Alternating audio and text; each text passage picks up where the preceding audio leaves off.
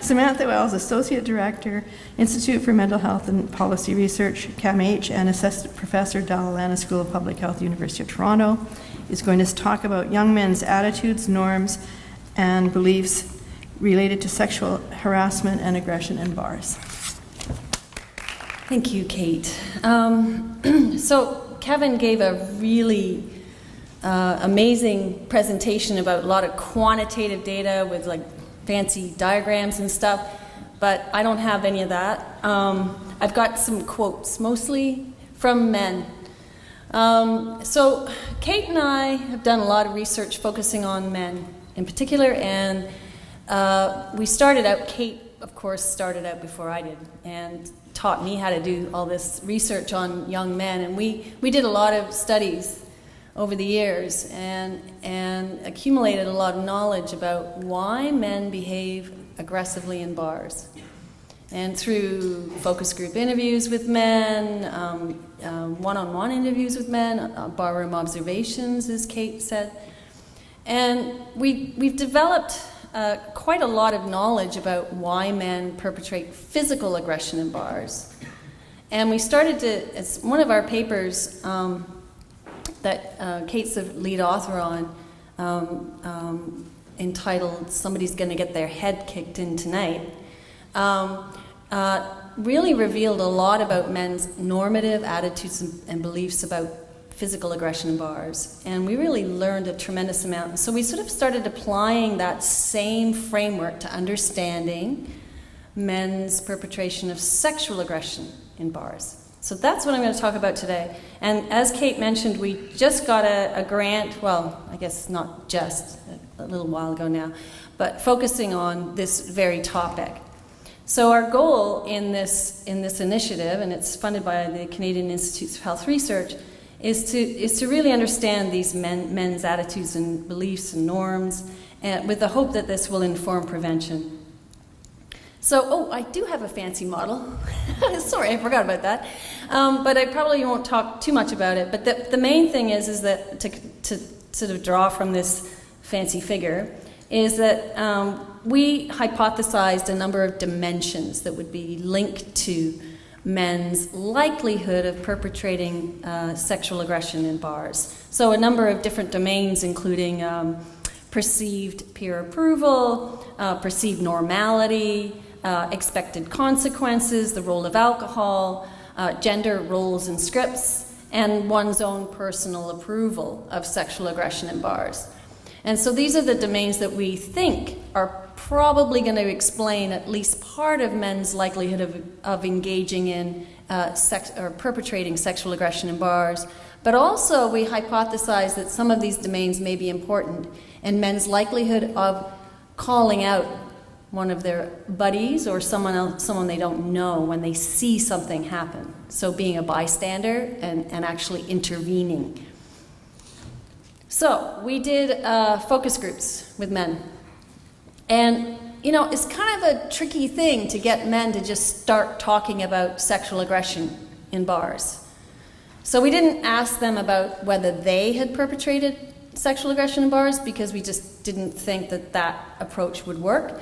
We gave them typical scenarios. And these actually, Kate described one of them from one of the bar observations. So these were from real incidents, from previous data that we had collected previously. So a guy going up and grinding behind a woman and touching her, even when she keeps trying to push his hands away. And I believe that was the incident that you showed earlier, Kate. Another incident where a guy is grabbing a girl's butt and then just disappears into the crowd. Another, and these are real incidents, a guy making comments about women's bodies as they walk by and then laughing with his friends. And a guy who keeps hitting on a girl, following her around, even when she says she's not interested. So I'm going to give some just general impressions. I don't have time to go through to split out the different themes across the 4 different scenarios that I just described to you. So I'm just going to give you general themes, but in a couple of places I might be able to sort of pull out a few differences across the 4 scenarios. Overall, right away, right off the bat, guys said this is completely normal. These behaviors, all of them, all 4 incidents, except for the last one. So pretty normal, yeah, pretty normal stuff. But the last incident they sort of thought was weird, and they said kind of creepy. And actually, when you go back to that incident and read it more carefully, and I didn't give you, by the way, the full description of each of the incidents in the interest of time, it mentions that the guy goes back and stands with his buddies, and he starts to stare at her. He's staring at her, and they found that part really creepy. So that's kind of interesting, but I wanted to note that Kate, and in that previous presentation that she gave, she found that quite a lot of incidents in the study where women reported sexual aggression on a given night, that a lot of them experienced this very type of behavior, and even men staring at them afterwards. Okay, so in terms of approval, we found that approval was conveyed in different ways. First of all, it's acceptable in bars. So, you know, if a woman goes to a bar, she should pretty much expect these kinds of things to happen, because bars go by different rules.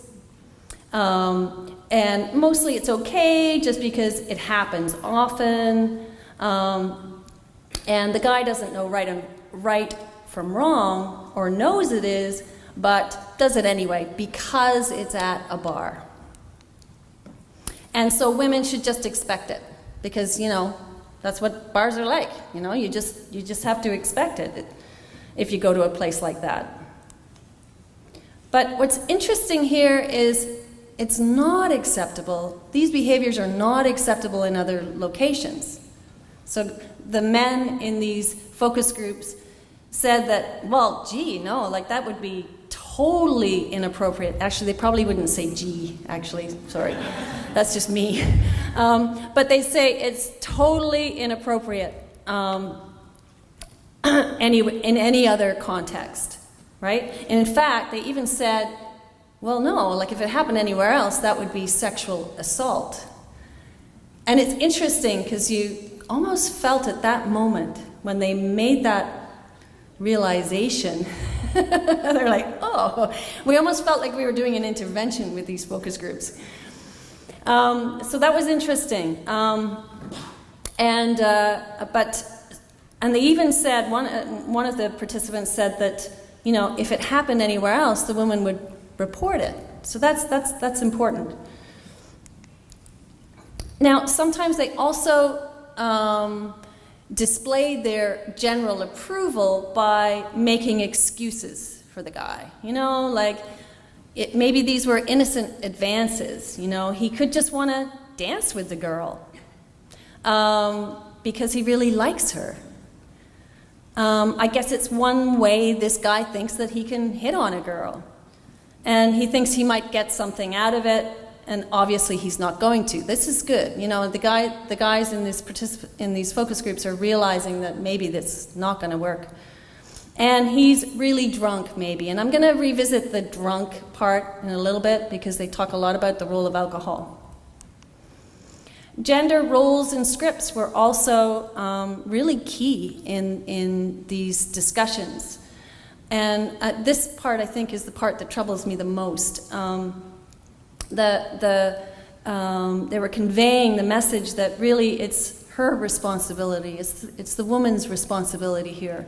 And some of these comments here, I noticed in particular, were focused on the grinding incident, where the guy goes up behind the woman and is grinding. And so they quite often said that really it's her responsibility to just turn around and tell him to stop. But as you know from Kate's presentation, women most often did not do that. They don't turn around and because they don't want to draw attention, they don't want to create a scene, so this doesn't happen. But they're blaming the women, basically, for not getting the message across that these behaviors are unwanted. So maybe she wasn't clear. And then if a guy is drunk, you've got to be clear about what you're saying. You can't just expect him to read into it and understand. So women, you gotta take that and take note of that. Okay, so how women dress and behave. Another thing that's really troublesome to me is that men talked a lot about how they were dressing and how this somehow made them more responsible.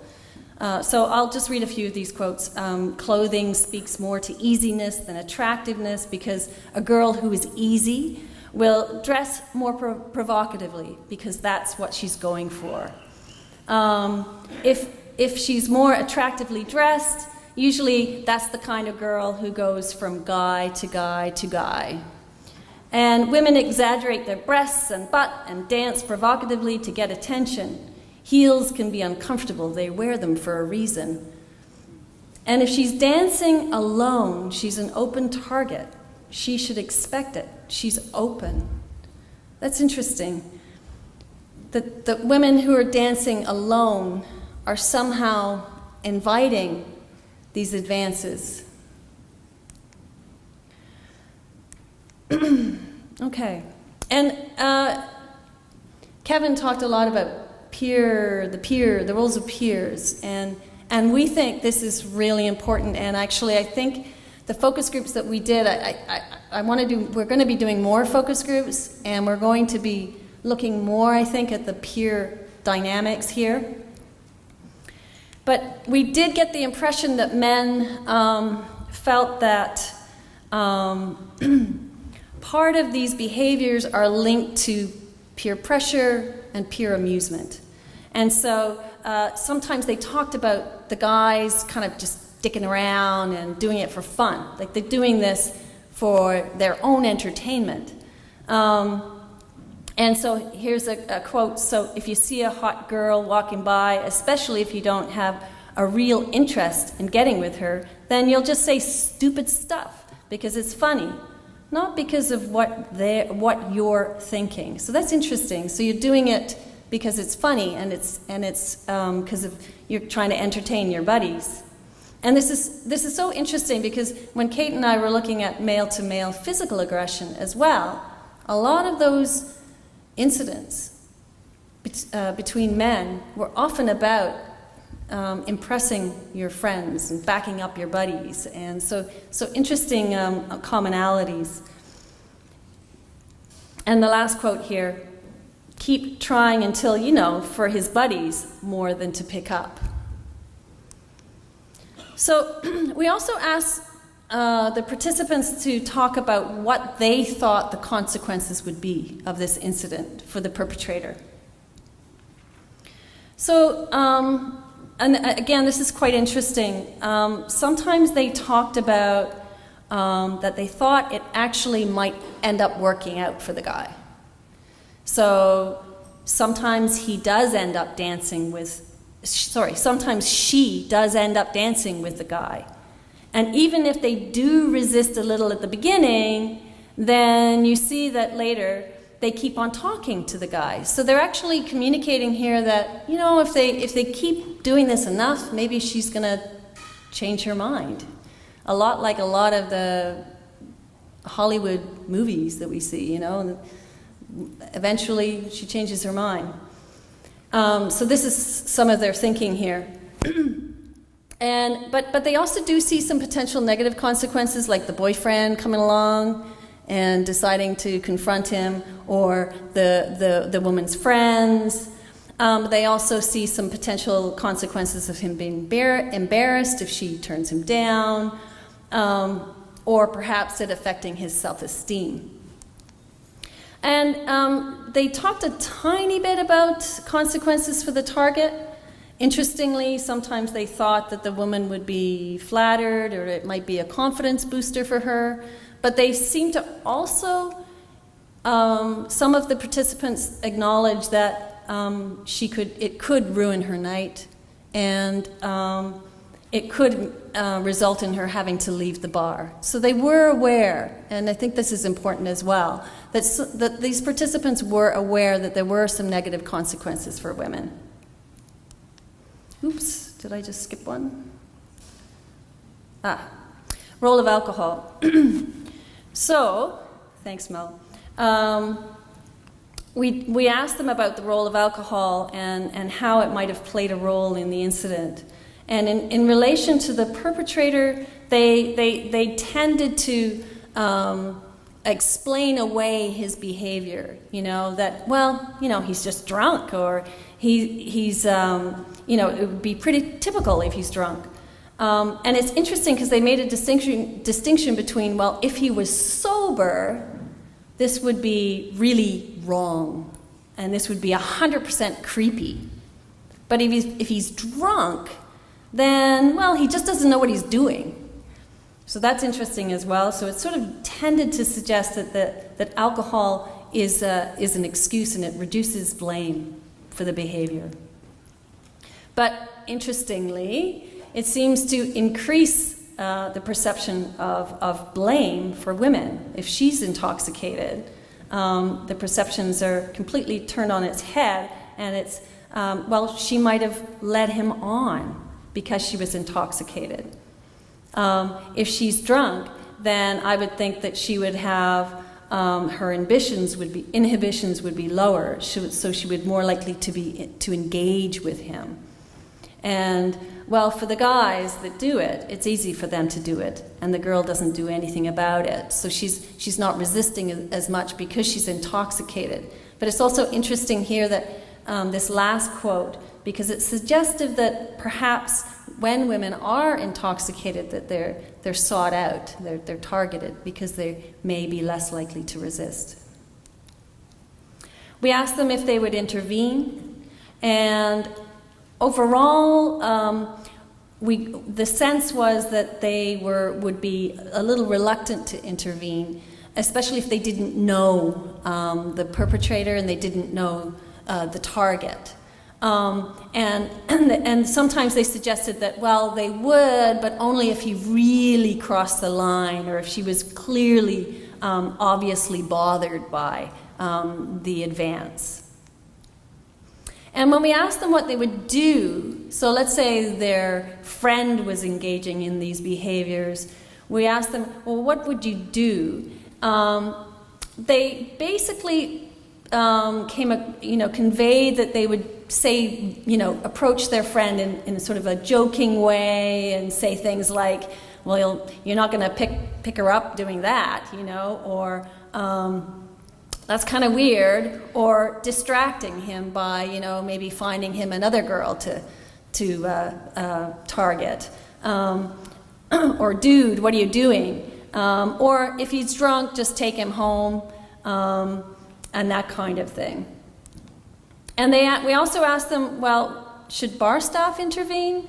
And basically, the answer was no.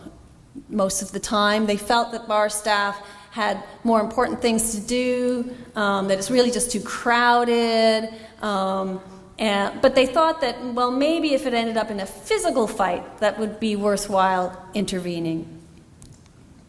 So I'm just going to quickly run through the themes that stood out from these focus groups. Overall, it appeared to be fairly normal and acceptable to behave this way in the bar. Some women invite these advances by how they dress or being intoxicated, and it's women's responsibility to be clearer and to say no. And men's behavior is excusable. And so sometimes those advances are perceived as being innocent, or they're just drunk. And men sometimes do it for peer approval or peer amusement. The consequences appear overall to be fairly minimal. And sometimes those advances might actually work in their view. In terms of the role of alcohol, reduce blame for men and increase blame for women. And I have one more quote, which I can't see. Here we go. It could happen to any girl if a guy is interested in her, whether she's hot or ugly. She could be with friends, alone, drunk, or not. Any girl in the bar is susceptible to this happening. It's not about the girl, it's about the guy. And I think this is really interesting because it's suggestive that, it mirrors what Kate said earlier, that sometimes these behaviors in the bar is just about guys being guys and masculinity concerns. The woman is the subject, but not necessarily the person that they're really genuinely interested in. Mel's showing me a 0, which is not good. Okay, so what do we need to do? How about I just throw you a couple of questions on the side there? How can we change the perception that women are asking it if they're dressed a certain way? And can we apply the concept of affirmative action affirmative consent to the setting of the bar? How do we change barroom behavior? How do we address these issues and the norms and the attitudes that make it okay for men to engage in these behaviors in the bar? And just a final note that we're currently looking at this, and we're going to be doing some research, collecting data on men on their way to and from bars. We're doing that. And we're going to also look at peer dynamics and peer groups. So we're really excited about that, and that research is going to be starting soon. Anyway, thank you very much.